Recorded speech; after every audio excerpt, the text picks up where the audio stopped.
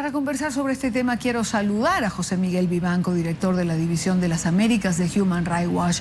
Señor Vivanco, bienvenido a la tarde, gracias por acompañarnos estos minutos. Comienzo preguntando, ¿son estas las condiciones para mantener un preso político cuyo proceso judicial ni siquiera ha comenzado? Buena tarde.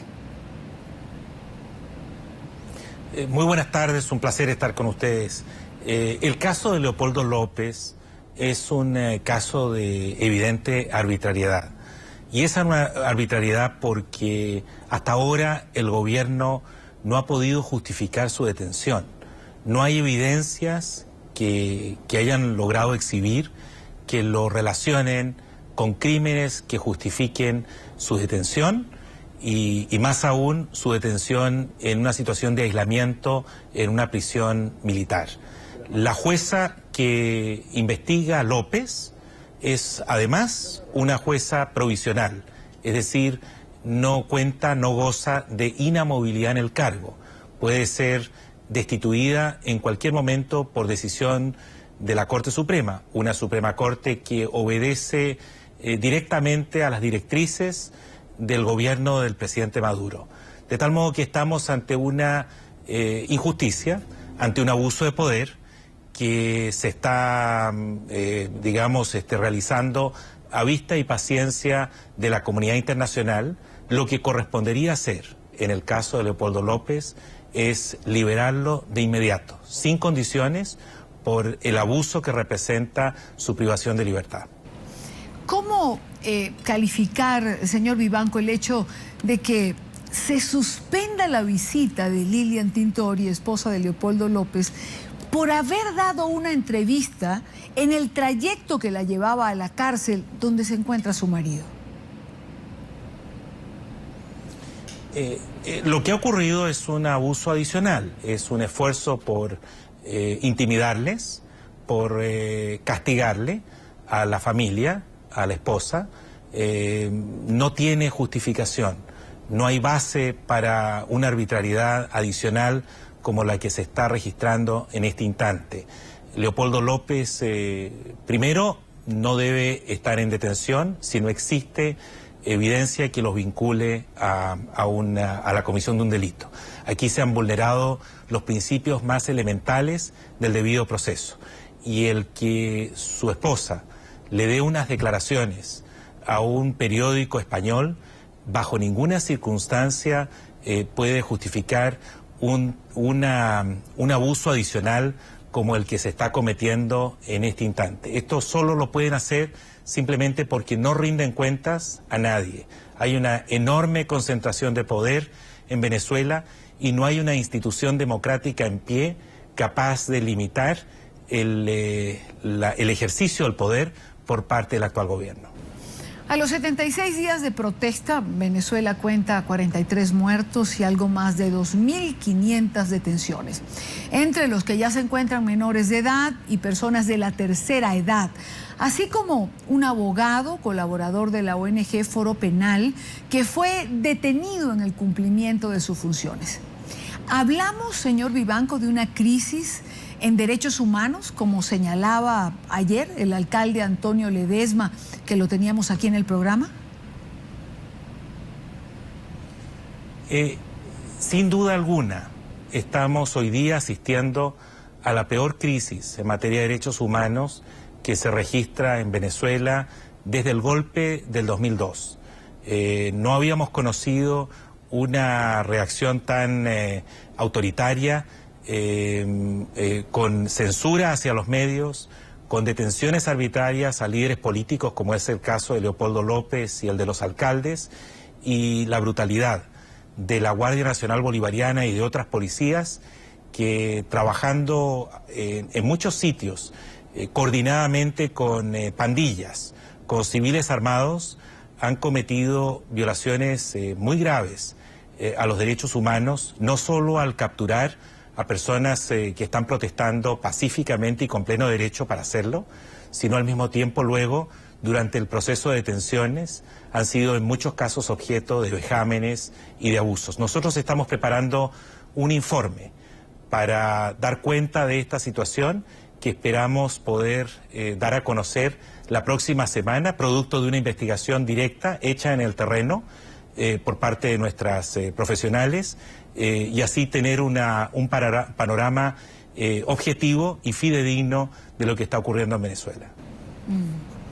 Señor Vivanco, este informe que se presentaría la próxima semana, que usted nos está señalando, investigado además in situ, tiene que ver con lo ocurrido en estos más de 70 días de protesta, con los casos de tortura, por ejemplo, que ONG han documentado, y si no estoy mal, ya van más de 71 casos.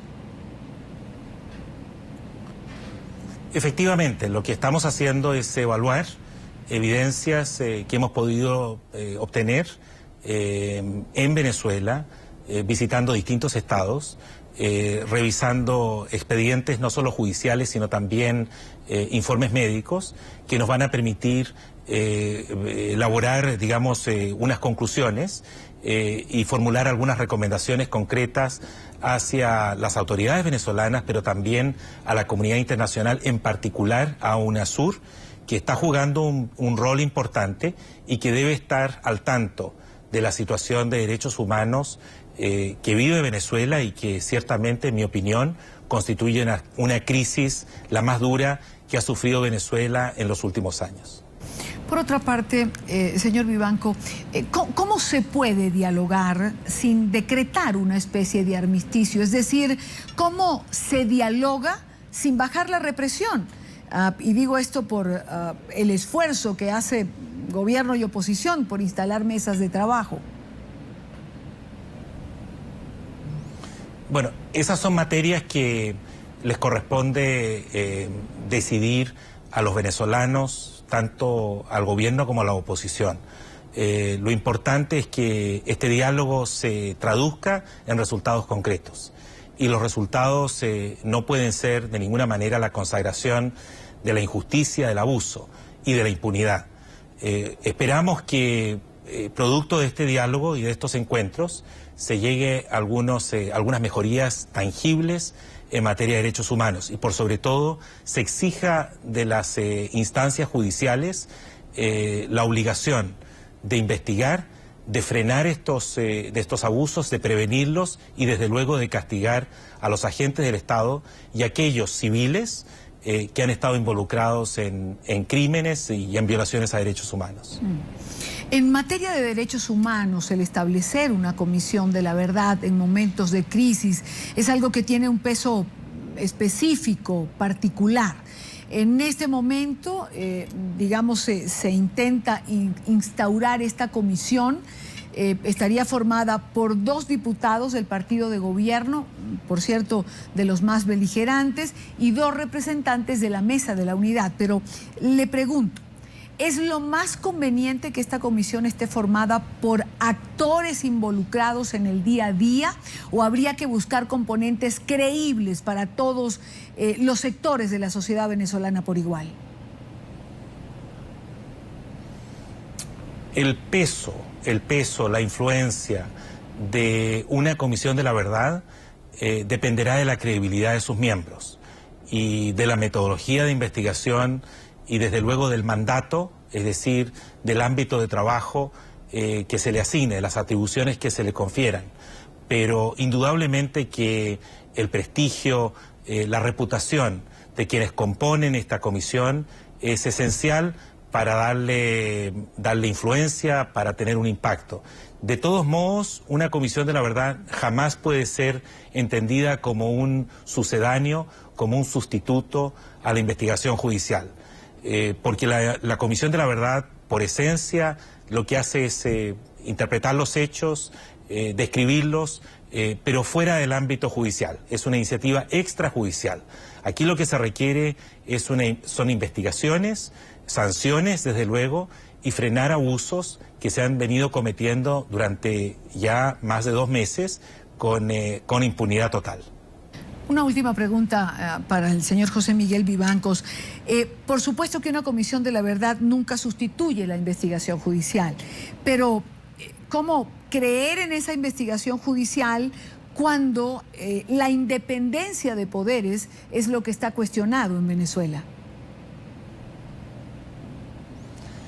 Evidentemente que es una tarea muy difícil, es un reto muy fuerte especialmente para las víctimas, asumir que pueden lograr justicia con un poder judicial donde la máxima autoridad, es decir, la Suprema Corte, no cree en la separación de poderes y usualmente falla, toma decisiones simplemente para reivindicar o convalidar el proyecto del Ejecutivo en Venezuela. Más aún si uno sabe que el 80% de los jueces son provisionales y pueden ser destituidos sin debido proceso por la misma Corte Suprema, evidentemente que hace difícil creer en una instancia que hasta ahora simplemente ha servido para hacerle el juego, para convalidar las decisiones, como ya dije, del Ejecutivo. Por cierto, creo que hay soluciones, para eso la comunidad internacional y especialmente UNASUR puede hacer algunas exigencias, algunas recomendaciones concretas que permitan darle credibilidad a estas investigaciones judiciales. Quiero agradecer a José Miguel Vivanco, director de la División de las Américas de Human Rights Watch, por estar con nosotros en la tarde de NTN 24. Buena tarde, doctor Vivanco.